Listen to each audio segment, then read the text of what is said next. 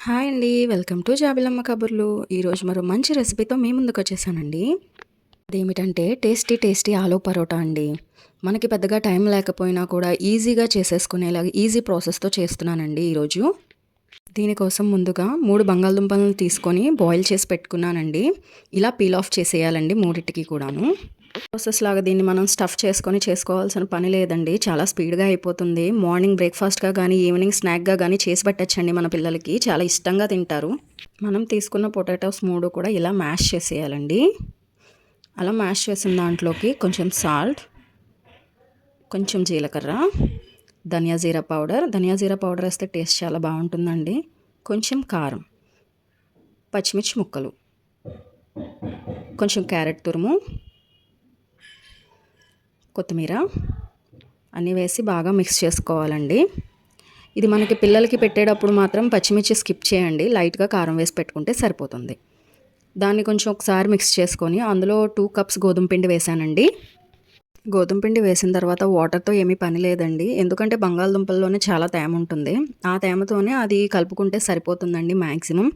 మరీ సరిపోలేదు అనిపిస్తే పైన కొంచెం వాటర్ స్ప్రింకిల్ చేసుకోండి. కొంచెం అంత ఆయిల్ కూడా వేసి మిక్స్ చేసుకోవాలండి. చూసారు కదా, ఇలా పిండి ముద్ద రెడీ చేసుకోవాలి. ఇలా ఉండాలండి కన్సిస్టెన్సీ. ఇలా కలుపుకున్న బ్యాటర్ని ఒక 20 మినిట్స్ మూత పెట్టి పక్కన ఉంచేద్దామండి. ఇప్పుడు తీసి చూస్తే ఇలా ఉంటుంది. కొంచెం నానుతుంది పిండి. మళ్ళీ ఇలా మనం కలుపుకోవాలండి. దాన్ని ఒత్తుకుంటూ ఉండాలి ఒక 2 మినిట్స్ వరకు.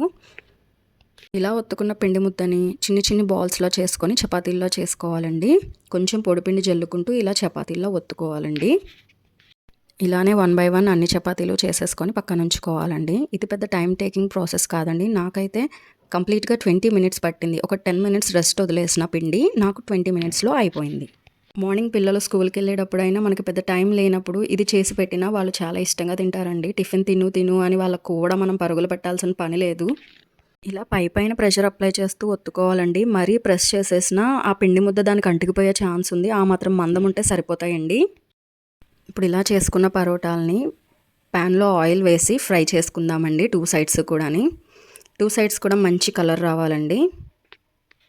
ఆయిల్ కూడా తక్కువే పడుతుందండి వీటికి. జస్ట్ కాల్చడానికి నేను కొంచెం 2 డ్రాప్స్ ఆయిల్ వేసాను అటు ఇటు కూడాను. ఇలా కాలిన వాటిని ప్లేట్లోకి తీసేసుకొని వాటిని కొంచెం రైతాతో సర్వ్ చేసుకుంటే చాలా బాగుంటాయండి. చూసారు కదండి ఎంత సింపుల్గా అయిపోయిందో. మరి ఇంకెందుకండి ఆలస్యం, మీ పిల్లలకు కూడా ఇటువంటి టేస్టీ అండ్ హెల్దీ ఫుడ్ చేసి పెట్టండి. చాలా ఇష్టంగా తింటారు. మన వీడియోస్ కనుక మీరు అబ్జర్వ్ చేస్తుంటే మన వీడియోస్లో డైరెక్ట్ కంటెంటే తప్ప సుత్తికి సోదికి నేను టైం ఇవ్వనండి. ఎందుకంటే నాకే పెద్ద టైం ఉండదు.